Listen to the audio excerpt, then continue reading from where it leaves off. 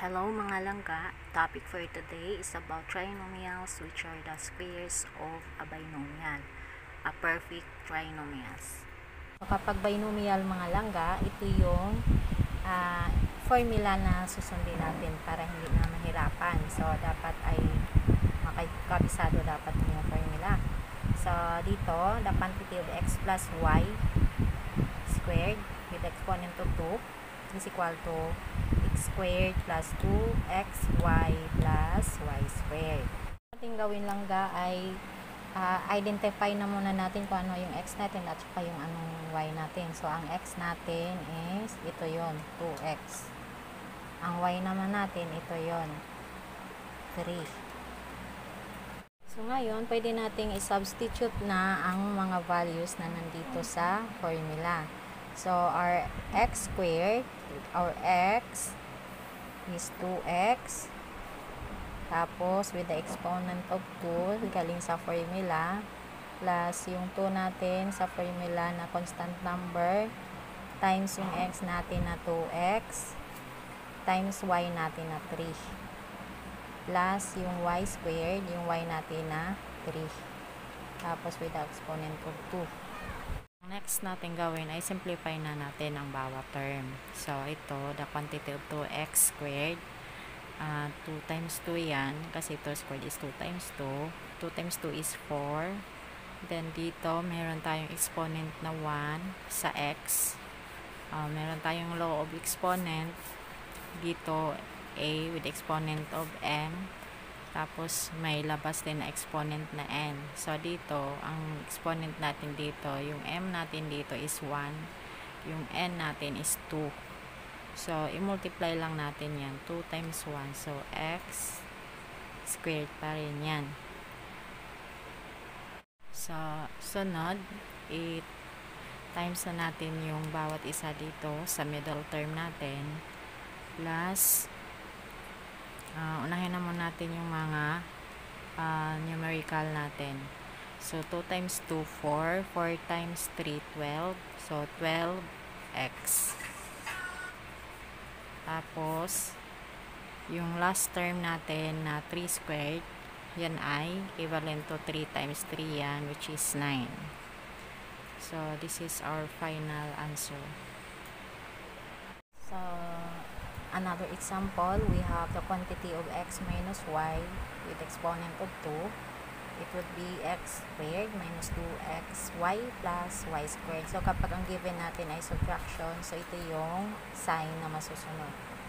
So next, ang gagawin natin, let us find first our x. So, our x is 5x. So, our y is negative 3y. Then, to find 5x minus 3y, substitute the value of x and y in the formula.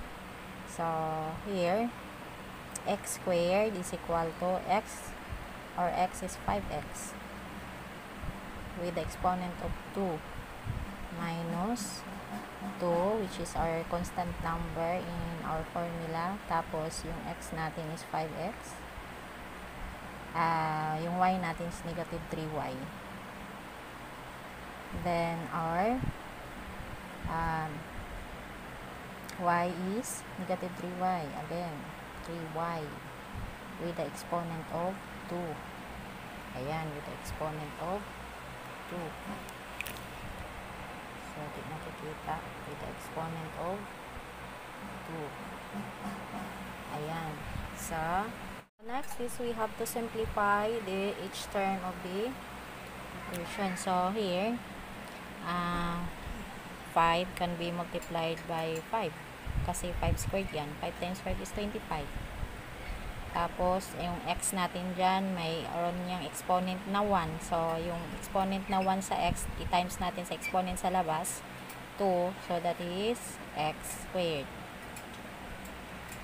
Lagay na muna natin na sa loob ng parenthesis itong sa loob kasi may mga sign tayo. Magbabago kasi yun yung sign natin mamaya. Ngayon, simplify na natin yung middle term. So, tandaan natin na dito sa labas, mayroon tayong imaginary number na 1. So, bring down na muna natin yan, yung negative. Tapos, simplify na muna natin yung nasa loob.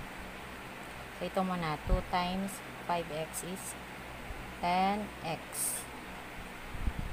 times negative 3y. Tapos, i-simplify na natin to. Meron tayong plus, tapos yung negative 3 times negative 3 is positive 9. So, y squared. Y squared. So, ngayon, bring down ulit natin yung 25x squared. Tapos, i-simplify na natin. 10 times negative 3, negative 30xy. Yan.